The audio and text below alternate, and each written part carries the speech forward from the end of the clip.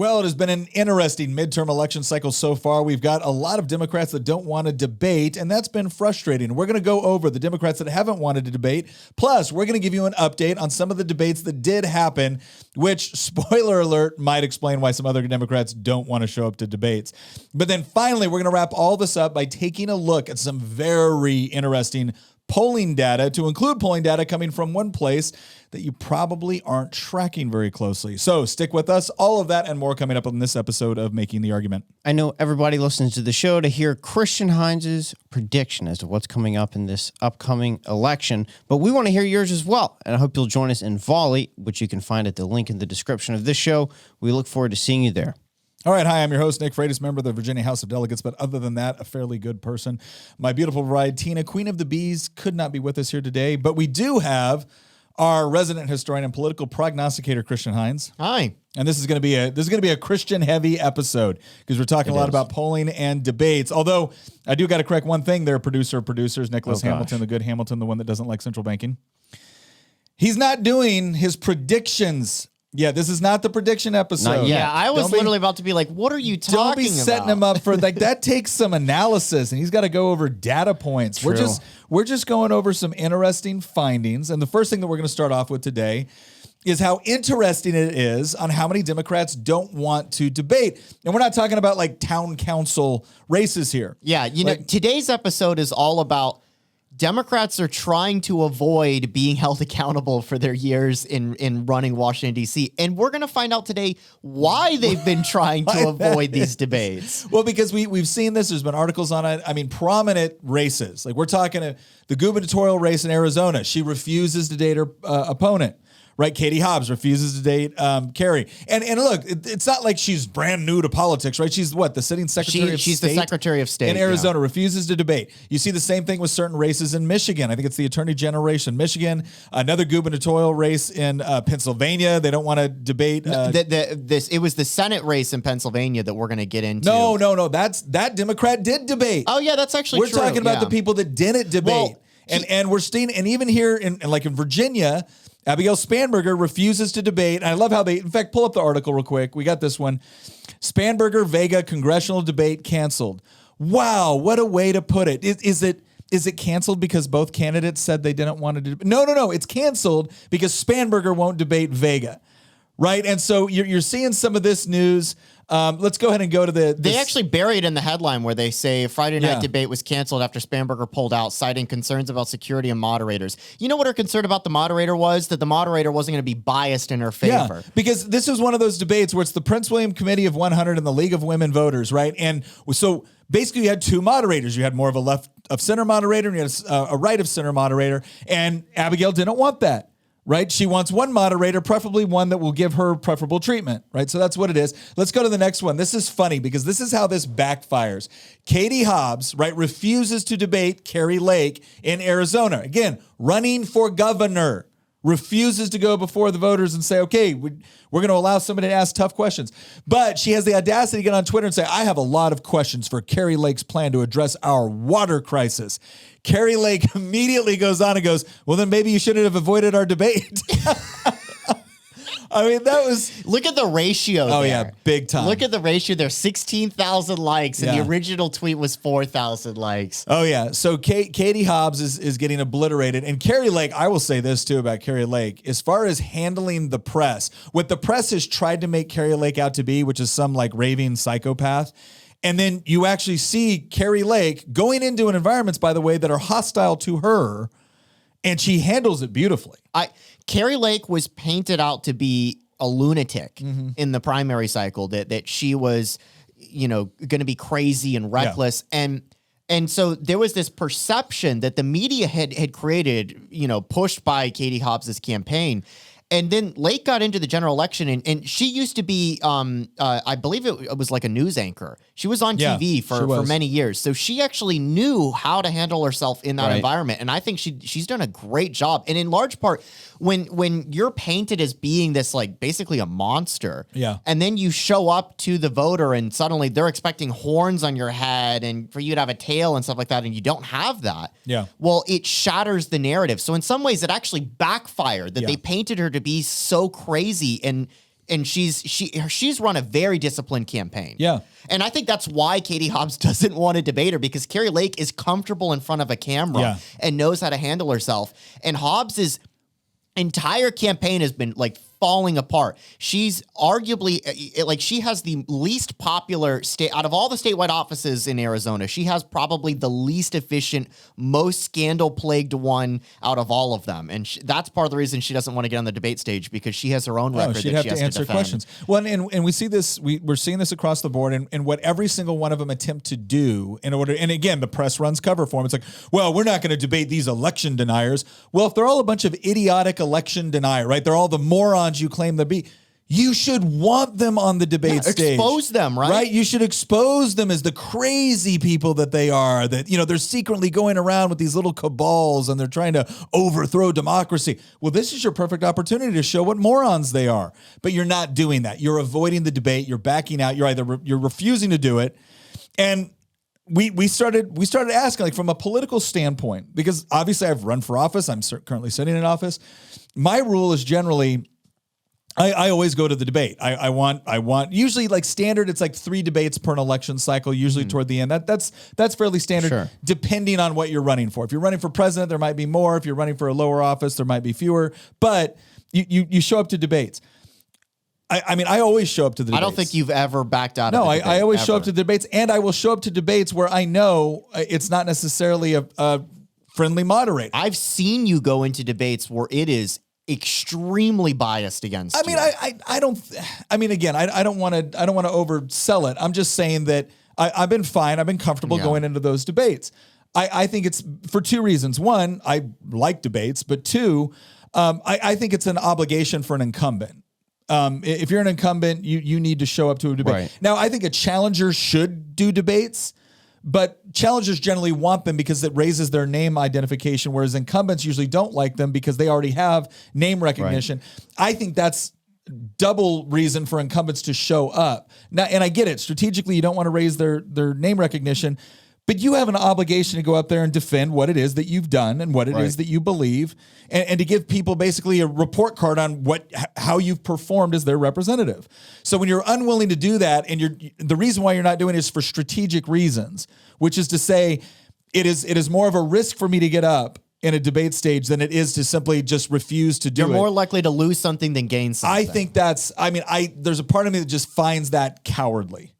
So, but now we're going to try to say. So the question is, why are they avoiding these debates, right? So in their defense, all right. So I've already said I think this is cowardly. But what would be another reason why they didn't want to do it? Well, let's go and take a look. We found out last night. Some debates, yeah. So we had some major debates in Pennsylvania, the Senate debate. We had the gubernatorial debate in New York. But we're going to show you some clips from both of them. But we're going to start off. So let's just prime the audience for this, especially those who are listening and not watching. Yeah. So we've got clips from Pennsylvania's Senate debate last night between Oz and Fetterman. And we've also got clips of the New York gubernatorial debate that was held last night between Zeldin and Kathy Hochul, who's the incumbent Democratic governor. Yeah. And we're going to find out in just a second exactly why Democrats all over the country have either been avoiding debates, canceling debates, or only attending one debate 2 weeks before the election. Yeah, because keep in mind, like with early voting, all these states have pretty much started already voting. Early voting. And at this stage, a significant portion of the electorate has already voted. And we saw this actually in 2020 because one of the most highly Googled search phrases after like the presidential debate was, "Can I change my vote?" Really? And the answer in most states is no. Yeah. And some you can, but it's a very onerous process. And others you simply can't. So there's a reason why some of these people that think they're doing a little bit better on the polls or they got a shot, they wanted to wait out the clock. They're trying to call it in. And man. Fetterman here, we're going to play a few clips. So what you're saying though is strategically, it's better for some of these candidates to hold the debate until as close to or just not election have day as one. possible. If they think that they're doing well with early voting, then what they want, and if they think they're going to get crushed in a debate or isn't going to go well for them, they will push, and they don't cancel the debate, they will push the debate as close to election day as possible so as few people as possible can change their minds. Wow. Yeah, so this is probably one of the worst debate performances. I actually watched over half this debate last night. This is probably one of the worst debate performances ever. And just roll the clip, Hamilton. Yeah. This is Fetterman versus Oz. I must correct the record. Just a second, Mr. Oz. I do want to clarify something. You're saying tonight that you support fracking, that you've always supported fracking, but there is that 2018 interview that you said, quote, I don't support fracking at all. So how do you square the two? I do support fracking, and I support fracking, and I do support fracking. Okay. Thank you, Mr. Fetterman. On to Well, there you go. Couldn't be clearer, ladies and gentlemen. He got caught because he was on the whole climate change and the whole green energy side, which is very, very important on the left, obviously. Yeah, the context here is that John Fetterman is the lieutenant governor of Pennsylvania. Yeah. He's the Democratic nominee for U.S. Senate in that state. And his political career has been largely defined, not entirely, but largely defined by his opposition to fracking in Pennsylvania, which is a huge potential industry in the state. And he actually signed a pledge just a few years ago supporting a complete moratorium on all fracking. And he was called out on that in this debate. And that was one of the most awkward things I saw, where it was like 5 or 6 seconds of silence before he even opened his mouth. And all that he had to say was, well, I support fracking. Now, Fetterman suffered a stroke a few months ago. Yeah. And his campaign tried to make it seem like that he had basically made a full recovery. And this debate was kind of the first experience that a lot of voters in that state had of hearing and seeing Fetterman since the stroke. And the results were really ugly, to just put it mildly. And Fetterman tried to, at the very beginning of the debate, he was trying to say, look, I've had a stroke. There might be some slip-ups tonight, the whole deal. And of course, the leftists come out and be like, oh, this is all ableism if you think this is an issue. No, if you're going to be put in a position to have to make fairly important decisions, which will affect the lives of 340 million Americans, us knowing that you possess the capacity to be able to do that. All right, it's not ableism. Yeah, it's not. It's not that we're being mean to you. It's not ableism. I tweeted this last night that it's not ableism if you're not able to do the job. Mm-hmm. And I'm sorry, but what some people on the left really want is us to ignore reality because it offends them. Yeah. Right. And so criticizing or pointing out that Fetterman is quite frankly, I mean, this debate performance. In fact, actually, just play this next clip, and then I'm going to wrap this. So you can see. I'll explain what I mean by this. Turning now to foreign policy, Mr. Fetterman, what do you believe is the greatest foreign threat to the United States of America? You have 60 seconds. I believe, is right now is China. I believe China is not our friend, and I believe that we can't be able to push back, and we need to stand against China. And I believe that Dr. Oz has chosen to manufacture all of his merchandise on his name on it in China. Which one of us on this stage is going to stand up against and stand firm against China? And I believe that's our single biggest issue right now, to make sure that we address China and make sure that we know that it's not our friend. I mean, I felt uncomfortable watching the debate. Like the fact that this man's campaign staff, I'm sorry, but whoever is running Fetterman's campaign should be fired this morning. Yeah. Because for you to allow this man to go on this debate stage and humiliate himself like this, he was clearly not in the right mindset. He was not mentally or physically capable to do this debate. No. And I mean, that is just gross negligence to allow that to happen. And there's going to be some people that are accusing us of being mean right now, like we're picking on Fetterman. It's like, no, this is, again, I feel bad for him. If Fetterman had said, look, I've had a massive stroke, I need to either sit this one out, or I'm like, okay, and you know what we would all have said? Like, okay, if you've got to sit out the campaign, if you've got to sit out the debate, you might have to sit out being a United States senator. And that's not us being mean. There are certain practical realities with respect to the demands of the job. And that doesn't make me mean for pointing that out. So I'm not picking on the fact that the guy had a stroke, but I do think it's relevant I think voters to the question that deserve, we have to answer here on November 8th. We've got one more clip of this debate that we want to play. But I just want to point out that the left's response now is going to be that any criticism of this debate performance is an act of ableism. And as I said earlier, it's not ableism if you're not able to do the job. Yeah. Are we just supposed to ignore reality or the truth because it's offensive to people on the left? Well, no. Here's what this also comes down to.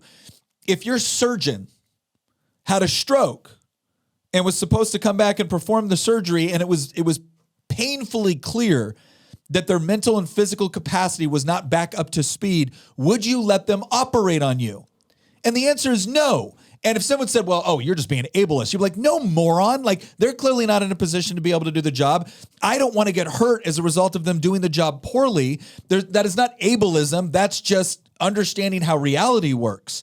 And unfortunately, again, this debate was so bad that Chris Cuomo had to admit the unthinkable about this. Play the clip here. This is the aftermath of the debate. Voters, I think, saw things that will definitely change the state of this race. It's not his fault, but Lieutenant Governor Fetterman struggled. And again, I'm not faulting him for it. I don't think his preparation was great, but he clearly is dealing with health issues that affect his ability to process and his ability to speak. Voters. I mean, that's an honest analysis. Well, there was no way to avoid that conclusion. There's no way the water carriers and the media who just constantly play defense for the Democrats could avoid. Like who are you supposed to believe, us or your lying eye?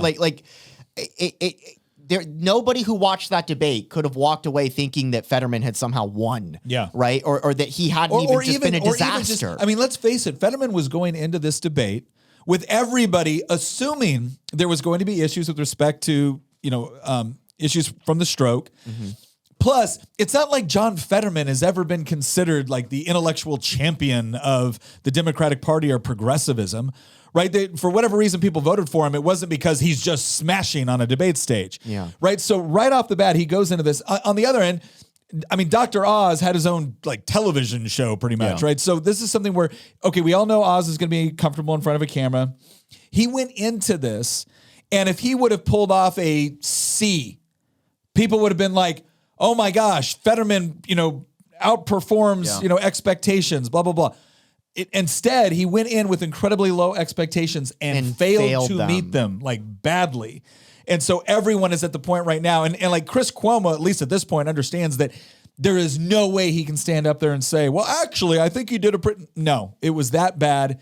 But lest you believe that we're just sitting here picking on a guy that just had a stroke, let's look at another debate. In Fetterman's defense, that man actually was courageous enough to stand up on the debate stage with all of the issues that he has and try his best. Oh, I have far more respect for John Fetterman's courage than I do Abigail Spanberger or Katie Hobbs or these other people, because he had a legitimate excuse. I still would have been upset about it because if you want the job, you got to go interview for it, right?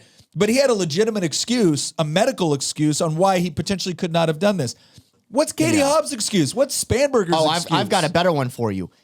We can excuse Fetterman's poor performance for reasons outside of his control. We cannot excuse the governor of New York making one of the absolute worst gaffes I've ever seen in my entire. This is a McAuliffe tier gaffe. This is Terry quality gaffe. The background here, real quick, is that New York, obviously super blue state. Nobody on earth thought that New York would be close, and the polls have tightened so much now that it's actually, there's an outside chance. I'm not saying it's likely, but there's an outside chance that Lee Zeldin will end up winning the gubernatorial election. He's a Republican congressman in New York that's running for governor. There hasn't been a Republican governor in New York in like 20 years. And he might actually pull it off. And in large part because crime and inflation and political corruption in New York are just spiraling out of control, especially the crime front. And so he's made crime, especially in New York City and the suburbs, like the centerpiece of his campaign. And Kathy, the Democrat incumbent in New York that succeeded Cuomo when he had to resign because of his scandals with his personal behavior, she just dropped the ball. Like we know what Fetterman's excuse is. What's her excuse? Let's play the clip here. This is so bad. This governor, who still, to this moment, we're halfway through the debate, she still hasn't talked about locking up anyone committing any crimes. Okay. Anyone who commits a crime under our laws, especially with the change they made to bail, has consequences. I don't know why that's so important to you. All I know is that we could. This guy. I don't know why that's so important to you. Yeah, I mean, when you've got the mayor of New York City coming on telling people like, yeah, you probably shouldn't be looking at your phone or listening to listening to music when you're on the subway. That way you can keep situational awareness. So somebody doesn't push you onto the railroad tracks arbitrarily or come up and beat you to death on the subway. It's like, hey, look, I'm perfectly glad if the mayor wants to hand out that sort of advice to people who are traveling. But what it does is it kind of gives away, the other side of the story, which is you can't keep a safe community within the area and within your jurisdiction. And the governor bears some of the blame for what is going on with crime across the state because of the policy she's signing in, right, with respect to this New York State legislature.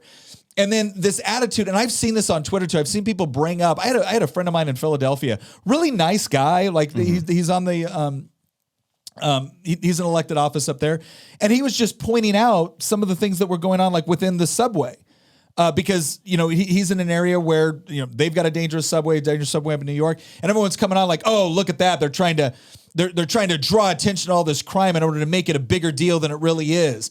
And it's like, gosh, that is such a white progressive living in a suburb community, trying to trash somebody for pointing out crime right now. Like, this is a major issue that's actually affecting people. And oh, by the way, it disproportionately affects people in poor neighborhoods.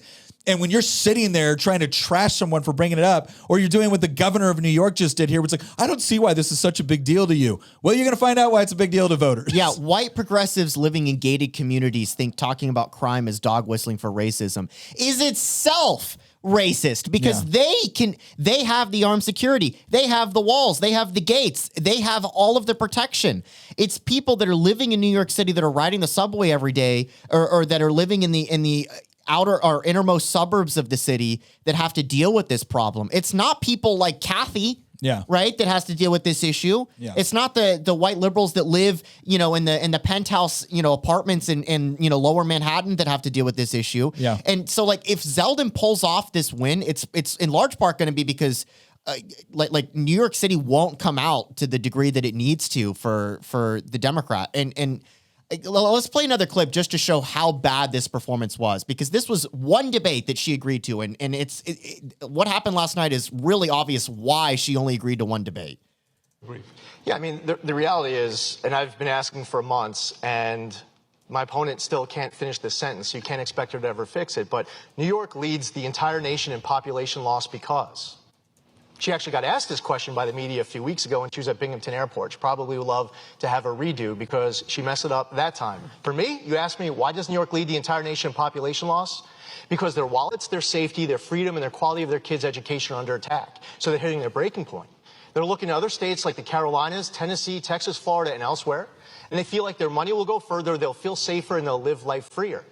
The state is at a crossroads. We were at a crossroads in 1994 when New York elected George Pataki, and we're at a crossroads right now. But as far as what happens with Kathy Hochul and one-party rule for 4 more years, outsized power of self-described socialists, we need balance and common sense restored to Albany. That was... Yeah, that was a really good... Like, him pointing out our state leads the country in population loss. Yeah. Why? Because their wallets, their safety, their freedom, and the quality of their kids' education. You know what that sounds like? That sounds like what Glenn Youngkin said last year. Well, I think the other thing that's really interesting about this is he's pointing something out, and we actually pointed this out in a Y Minutes that we did a while back, where it was like, why are people leaving these states? And we talked about these various issues, but one of the things that people always clam on is like, oh, well, there's less taxes in these red states or whatnot. It's like, okay, wait a second.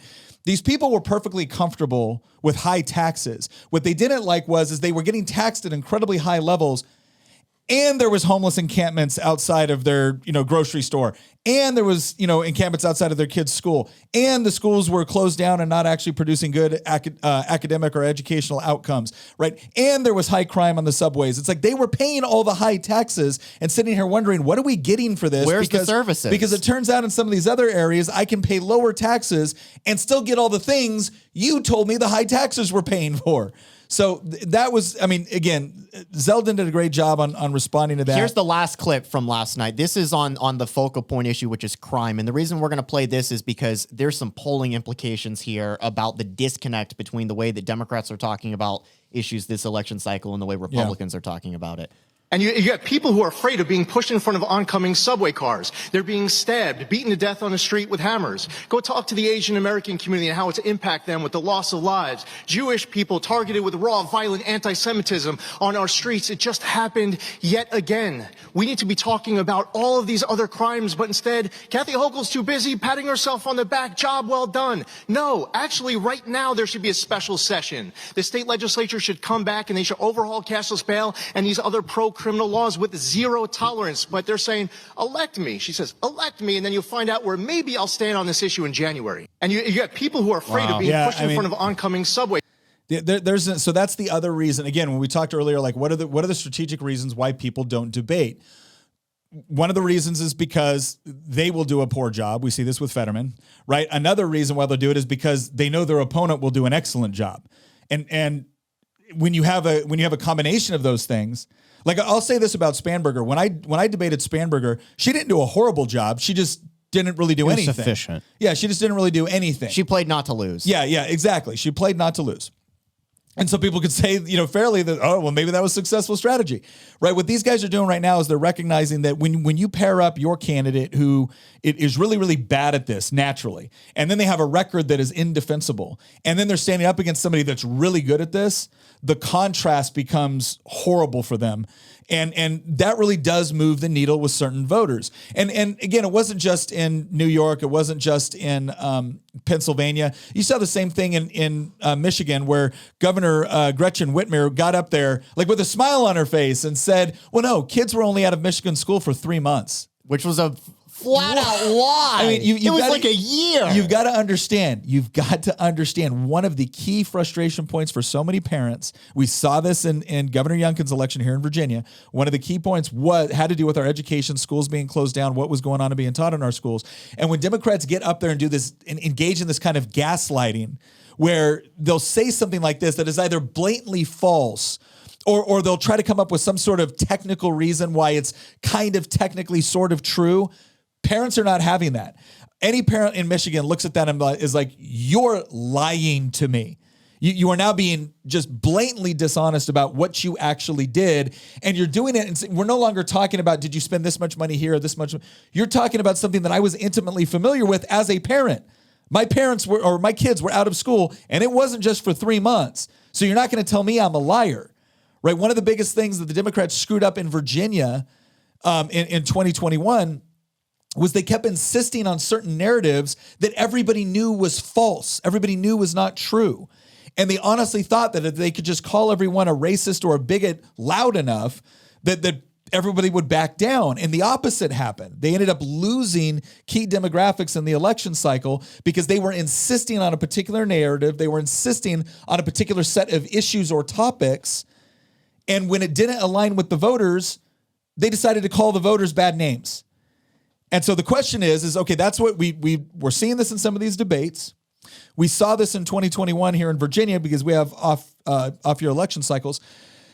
Now we're going to go ahead and look at some polling that shows what voters are concerned about. So I'll go right off the bat. We'll admit this is Rasmussen. Rasmussen is definitely center-right pollster. Okay, so you can read into that whatever you want. If you want to say that you think they're 2% off or 3% off or 5% off, fine. But they're not 20% off. Right. They're not 10% off. But they did a list October 19th, 2020, and it was all U.S. likely voters. And the reason why you'll see sometimes it's RV and sometimes it's LV when you read this.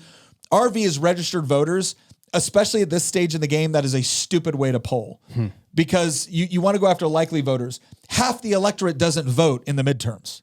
Right. So just because you're registered means very, very little if you're trying to predict election outcomes. You need to go likely voters. These are people that have told you, no, I am motivated to vote and I am planning to vote. Yeah. I want to know what that person thinks, not somebody that just registered to vote 10 years ago and hasn't voted since. So they went to likely voters. So that's good. And here's what they found. Number one issue, inflation. I don't think that surprises anybody. And that was 89% concerned, 64% very concerned. The next was the economy. Again, I don't think that surprises anyone. 88% concerned, 60% very concerned. Third was election integrity. 84% concerned, 61% very concerned. Now, here's what's interesting about the election integrity. That is one where you would immediately pop up and say, oh, well, now you know that they oversampled Republicans. No. Hillary Clinton, Stacey Abrams, they're all coming out talking about conservatives are prepared to steal elections. So they've actually rallied their own base on this issue of election integrity. Every time that they say that voter ID laws is a form of voter suppression, this all pulls into election integrity as a category. Number 4, high gas prices. Number 5, violent crime. Number 6, the Ukraine war. Number 7, fentanyl poisoning. Number 8, energy policy. Number 9, national security. Number 10, school issues. Number 11, election cheating. Now you word it that way, that is a little bit more probably Republican oriented. But again, when you have Hillary Clinton coming out saying conservatives have already planned to steal elections, all right. Number 12, abortion rights. All right. Number 13, illegal immigration. Number 14, climate change. Number 15, U.S. Capitol riot. That's Number 16, COVID-19. Number 17, LGBTQ issues. Here's what I'm going to tell you right now. All right, let's everyone predict in your own minds before we actually get to another poll to show you. As you look at all those issues, 1 through 17, and you think about what are candidates focusing on? What are the parties focusing on with respect to what they talk about? Democrats are focusing Just ask heavy yourself, on abortion. Like for the audience at home, just ask yourself, what are the top 3 issues that Republicans in your state or your district running on to the best of your ability? What do you think they're running on? And then ask yourself, what are the Democrats running on? What are their 3 top issues? What do you make of this, Nick, here in the 7th in Virginia? We're getting tons of YouTube ads. Oh, and it's all about abortion. From the DCCC about abortion. Yeah. How do you think that stacks up with this? Oh, I think that what you saw there was on this poll right there. It's ranked 12th. It's ranked 12th as an issue. So basically, here's how you got to think about this. They're asking all of these questions to individual voters. And they're asking them, sometimes they give you a list of things, sometimes they ask people to tell them what matters to them, and then they compile that list. So each individual that is answering this doesn't know what another individual is answering, right? So what that means is everybody, and this was probably close to a 50-50 sample with respect to both Republicans and Democrats. So when you ask a 50-50 sample within a couple of points, abortion doesn't make it on to the this is 17. Abortion makes number 12. Climate change 14th. LGBTQ issues 17th. COVID-19 16th. January 6th 15th. Like if you were to look at those and say, in your mind, who do you think's more concerned about that? Number 12, 14, 15, 16, and 17. Those are all key Democrat issues where Democrats are talking about. If you want to talk about number 1, inflation, the economy, election integrity, high gas prices, violent crime, the top 5, all Republican. Every Republican I know is talking about those 5 things. Every single one. Like the only other thing that you might be able to say, and again, this is a mix. Number 6, the Ukraine war. That will be an issue for a voter for one of 2 reasons. They're either furious that we're not doing more, or they're furious that we might be getting involved in another land war, right? So you can say Ukraine war, and that could be a top issue for someone, and you might assume, oh, that's a liberal saying that. Nope, that could be either way. What I find so incredible is that when I think of the top issues that Democrats are talking about, it's abortion, January 6th, and climate change, which is number 12, 14, and 15 on the list. And as I said earlier, just for the audience at home, think about what issues in your district or your state the Democrats are focusing on the most. They're probably not 1, 2, and 3. No. And then think about the issues that the Republican candidates where you live are running on. They literally are 1, 2, and 3, or they're 1, 2, 3, 4, 5. Let's do this though. We already admitted that Rasmussen is right of center. So let's go to another one. Let's click on this next one. Yeah. If you distrust Rasmussen, we've got evidence to show that it's not just them. So this one is, what is this? Harvard? Yeah, it's Harvard-Harris poll. So again, we're not talking about a right-wing think tank. We're not even talking about something that's right of center. Harvard-Harris, I would say that they're the way they model is probably a little bit more left of center, but not like horrendously so. I think it's a fair. The results here, I think, are pretty fair. I don't think that they're necessarily biased in one way or the other. So here's again what they did is they took it. We're actually viewing the thread right now because I think this guy Eddie did a good job of kind of breaking down some of the highlights within the poll. But here's what they asked people. They asked people, what are your important issues? what are the most important issues facing the country? Then they asked, what do you think the GOP is focused on? Interesting. And then they asked, what do you think Democrats are focused on? So now this is something where they're not doing like, they're not looking at all the different commercials that are out there. They're not asking candidates what they're focused on. They're asking the voters' perception of what is important to you. And regardless of what's important to you and regardless of how you plan to vote, what do you think the parties are focused on? So most important issues facing the country, 37% said inflation, 29% said the economy, and 23% said immigration. They asked that same group of people, what do you think the GOP is focused on? Number one answer was immigration. Number two answer was inflation. Number three answer was economy. So what that means is even though they're not in the same spot, it's still the top three issues for voters are the top three things voters perceive the GOP as tackling and addressing, right? That is what we call very good alignment between message, policy discussion, and voter issues. Right? That's where you want to be. That is the sweet spot in any political campaign. You want to be talking about the thing voters care about in a way that they care about hearing it. Yeah. The third one is, okay, then the third question, what are Democrats focused on? January 6th, women's rights, and climate change. Those three, none of those three are considered in the top three issues that a full cross-section of voters said was the primary issue. Look at, if you scroll down and you look at his follow-up tweets. By the way, the guy that's tweeting this out is a political science professor. And look at what he says, where he says that voters say Democrats are most focused on January 6th, which is ranked as the 19th most important issue facing the country. Women's rights, which is a euphemism for abortion, was ranked as number 5, and climate change was ranked as number 8. Meanwhile, the three issues people see the GOP is most focused on are ranked 1, 2, and 3. Yeah. So, like, just ask yourself, where inflation's at a generational high, the party that's in power wants to instead talk about abortion, climate change, and January 6th. Yeah. Like, from a messaging standpoint alone, Democrats get basically an F- this cycle. When your number one issue is the 19th most important issue to the voters, that is a horrible misalignment. You know what Democrats remind me of? Democrats remind me of the Libertarian Party right now.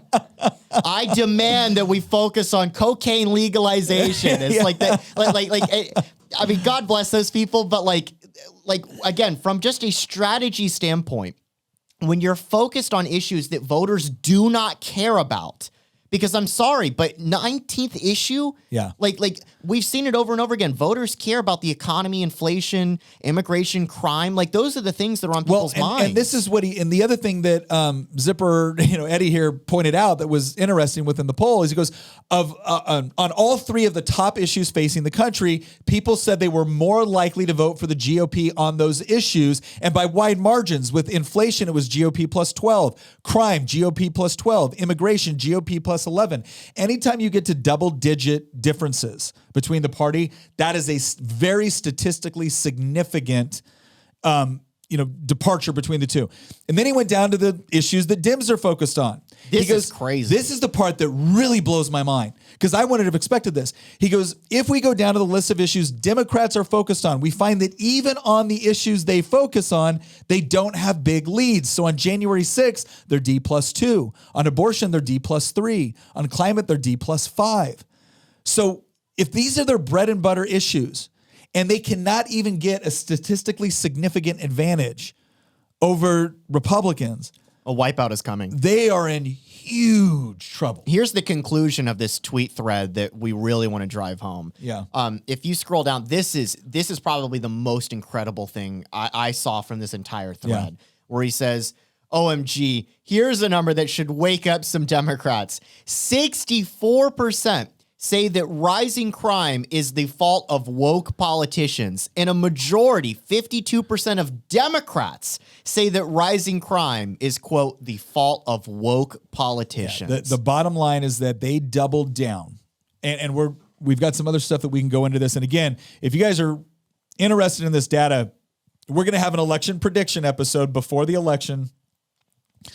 We like to get close to it because there's so much stuff that can happen even just 2-3 days before an election, but we're going to be able to go through all that data. Christian's going to give his analysis. But one of the things that's really interesting about this is there are certain voting demographics that Democrats kind of take for granted. And you can see the way that they talk about it, right? They take for granted that women are going to vote predominantly for Democrats. They take for granted that minorities are going to vote predominantly for Democrats. Their policies on crime have scared a lot of women voters, have scared a lot of independent voters, and have scared a lot of minority voters. Because, again, when it comes to disproportionate effects, right, a lot of times this ends up impacting, they advertise this all as, no, we're doing this to help these various communities. And the end result is it doesn't. It's hurting them. Because it turns out going soft on violent crime, going soft on, people destroying property, this all has an incredibly adverse impact on everybody, especially the people that are living in neighborhoods or in communities that desperately need investment. They need more job opportunities. And now as a business owner, if I'm looking at it and I can see that your city is going to treat me like the bad guy or just tell me to get more insurance if I set up a restaurant or a grocery store or a pharmacy, because at any given time, somebody can come by, vandalize my store, can commit acts of crime, set up a homeless encampment right in front of it, driving away my customers. I'm not going to invest there. And I've sat there on the Virginia House of Delegates floors. They've talked about, we've got these areas within Richmond and our cities where they're food deserts. We don't have enough grocery stores. We don't have enough food, or the prices of those groceries are significantly higher. It's like, do you ever want to look at the underlying causes for a lot of that? Because if you're operating in an environment where there's a lot more crime, a lot more theft, a lot more vandalism, not only does that drive away customers, but it increases the cost of you being able to do business across the board. It's not just the taxes. It's not just the regulatory policy. If it costs me significantly more to operate in an area where there's higher crime, I have to charge more for everything. Not because I'm an evil, greedy person, because your policies suck. That's why. And the people that are getting the most affected by it are poor people living in these communities that need more options, whether it's job opportunities or whether it's just access to food and other goods and services. And they're being represented by people that are saying, when the guy goes into that store and holds it up or steals or whatnot, we're not going to put them in jail for that, or we're going to give them cashless bail, or we're going to treat like it's the fault of society in general. That doesn't do a whole lot for the people in that community that want a safer environment for the kids to go to school, to be able to get healthcare, to be able to get jobs, to be able to get groceries. And people are tired of it. So, Nick, what do you think the response from the Democrats has been to the polling catastrophe, where they have suddenly found out over the summer, the Democrats thought, we have this in the bag. Roe v. Wade was overturned. We're going to mobilize all these people on abortion and climate change, and we're going to have all these hearings on January 6th. And that's going to be what the focus of the midterm elections on, those three issues. And now they get into late October, and then they're seeing the polling, and they're like, why are people not paying attention to our three top issues? So what do you think that the response from the Democrats is going to be? Is the response going to be to pivot to talking about inflation, immigration, and crime? Or is it going to be to tell the voters, well, you're wrong, you shouldn't be caring about those issues? Christian, it's almost as if you have a video clip to illustrate the point you're about to make. So just literally like 2 or 3 days ago, Nancy Pelosi goes on Face the Nation with CBS, and just listen to what she has to say here. And the fact is that when I hear people talk about inflation, as I heard him there, we have to change that subject. Inflation is a global phenomenon. Yes. The EU, the European Union, the UK, the British have higher inflation rate than we do here. It's not, the fight is not about inflation. It's about the cost of living. We need to change the subject. This is where we can change Face the Nation to In Your Face Nation. I love this ad. So, to Spanberger's credit, she's at least realized the catastrophe trying to pivot to crime that awaits her. And now, granted, I think she might be doing it maybe a little bit too late, but she's one of the few Democrats that has realized, oh my gosh, the voters are no longer caring about January 6th and abortion and climate change. I need to actually, shocker, talk about the things the voters say they care about. I don't necessarily think her gimmick's going to work out here, because she actually has a long track record of trashing some of these things and voting for bills that create inflation. But many Democrats, she's the exception here on the strategy front, because most Democrats are doing the Nancy Pelosi strategy, which is, we need to change the subject. The polling says inflation is the number one issue. We need to tell the voters they're wrong, and they shouldn't care about our issue. What we need is more interviews with a grown man pretending to be a girl going on TikTok and social media and then getting an interview with the president of the United States, because that's the key issue that voters are really concerned about right now. It's not so much the homeless encampment and the feces all over the road in front of my kids' elementary school. It's more this grown man walking around in skimpy female outfits talking about girlhood, right? That's where I want the president's attention to be focused. Not potential nuclear war, right? Not that. Not generational high-end on inflation. Not the inflation, which is just destroying everyone's budgets. No, they need to change the narrative to get voters to focus on the things that should be important to them. And what should be important to the voters is massive government payouts to green energy companies and sending tens of billions of dollars into Ukraine at the same time that you can't afford groceries, right? That's what you should be focused on, because we, the Democrats, will let you know what's really important. And if you disagree with us, you're a racist, bigot, sexist, or transphobe. Pick one, or maybe you're all of them. Or, right? or ableist. Or ableist now. And that's the strategy. And you know what? God bless them, because they did this in Virginia in 2021, and we took back the House of Delegates. We won the governorship. We won the attorney general. We won the lieutenant governorship. The only reason why we didn't win the Senate is because the Senate wasn't up for re-election that year. But what this demonstrates across the board, you want the kind of early prediction. What this demonstrates is that they have not learned the lesson. And it's not just an issue of bad policy. It's an issue of absolute arrogance. It's this idea that you as the voter are not focused on what they think you should be focused on. Yeah, right? The voters are wrong. They're dealing with bigger issues, right? Don't you understand that democracy is under threat? No, I understand that the price of my groceries has gone up by about 30 to 40%. That's what I understand. How about you stop doing the thing? And when Nancy Pelosi talks about this is a global phenomenon, you're right, Nancy. Central banks can screw things up in multiple countries simultaneously. So yes, while inflation is a global phenomenon, it's not a global phenomenon on the day that we woke up one day and then all of a sudden there was an inflation virus that hit all of us. No, all of your central banks started engaging in the same sort of bad inflationary monetary policy, and it's created an issue across the board. At the same time, with respect to wars and enhanced taxes and regulations, you've made everything more expensive. Oh, by the way, letting people out of jail early also makes things more expensive. So no, it's a global phenomenon because people that think and act and govern like you have been in charge in a lot of different places. And guess what? It turns out no matter where these policies are tried over time and space, they fail. All right. So real Nancy Pelosiism has been tried and we don't want to do it anymore. So that we're going to wrap up with pointing, as Nick said, look at the direction that things are going. Here's the polling that we've seen here. So first off, Politico and Morning Consult, they have been so wrong this entire cycle. They've perpetually said D+4, D+5. Yeah.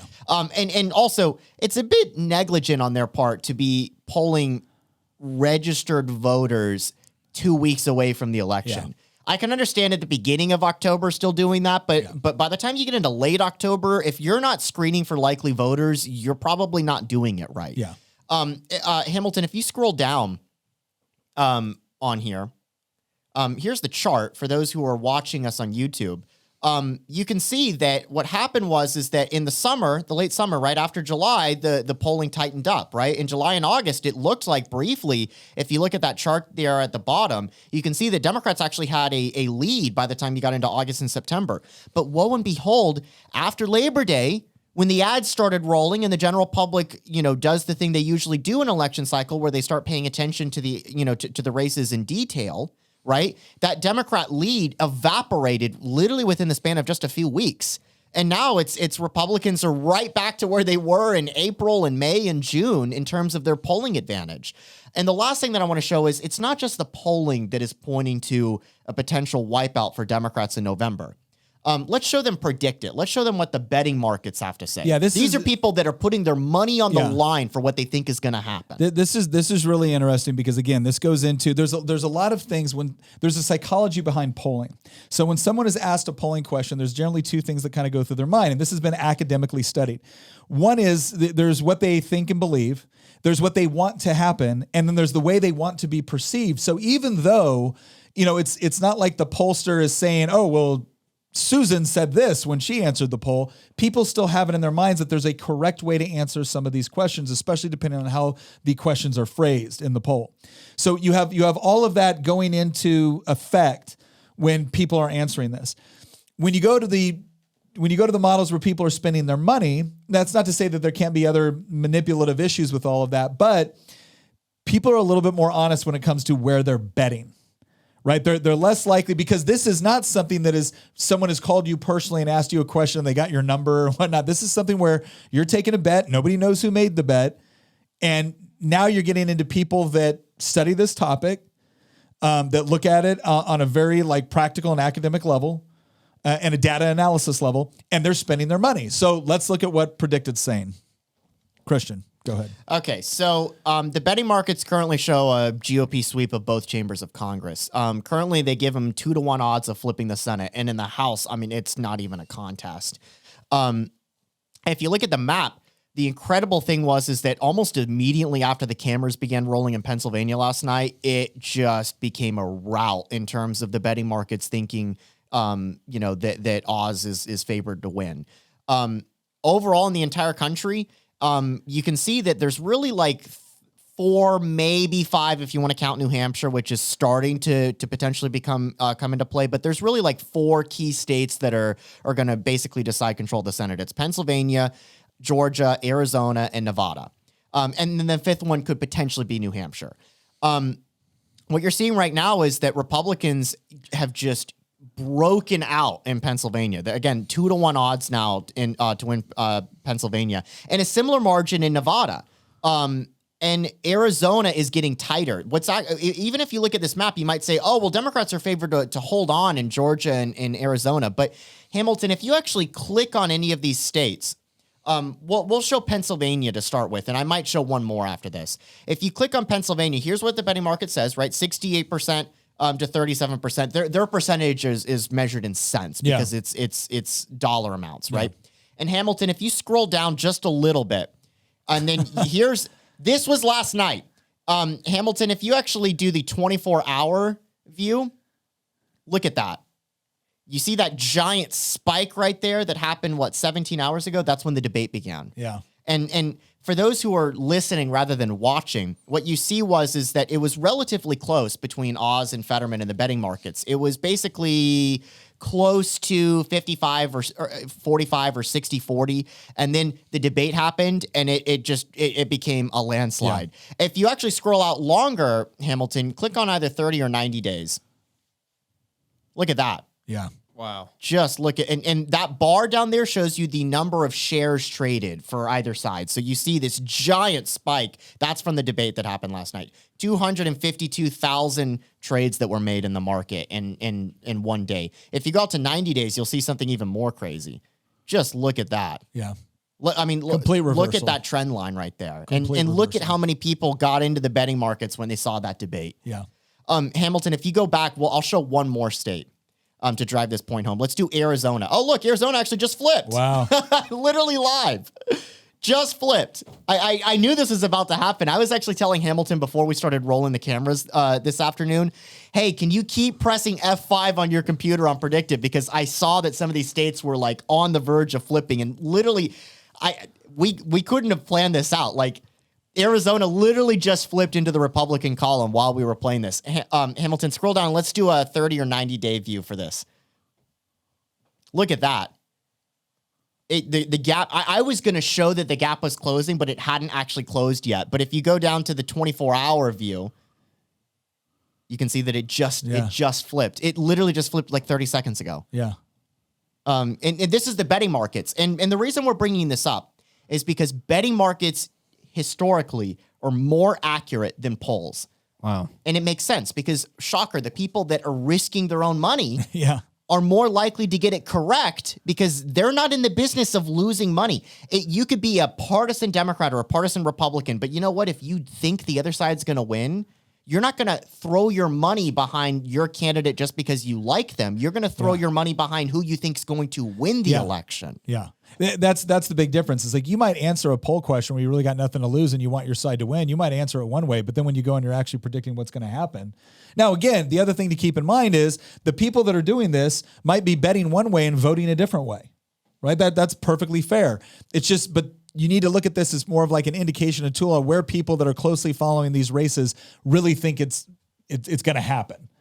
And it's interesting because it's a much more organic way of doing analysis on these topics than when you're talking about some of these polling companies that have really gotten to a point where, they might have some good sophisticated models. They might, try to do their best to allow for, bias confirmation and things like that. But you can kind of see it. You can see where there's this temptation by some of these companies to kind of push it in one direction or another direction.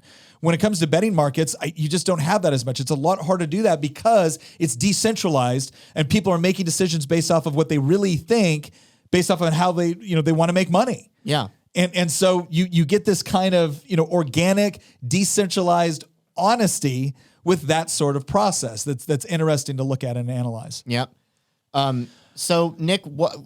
Well, I think we're going to do another episode coming up here in a little bit, talking about like very, very specific on predictions, what's going to happen. We're going to look at some very key races. That will be coming out the 7th, the day before Election Day. Election Day is a Tuesday. We typically publish on Tuesday, but we're going to publish on Monday. We're going to publish one. Yeah. Thank you for telling me that. Just so everyone knows, we're going to publish earlier that day so we can give you guys the predictions. Obviously it would be a little bit disingenuous for us to publish it on Election Day. We're going to give you our predictions at 7:30.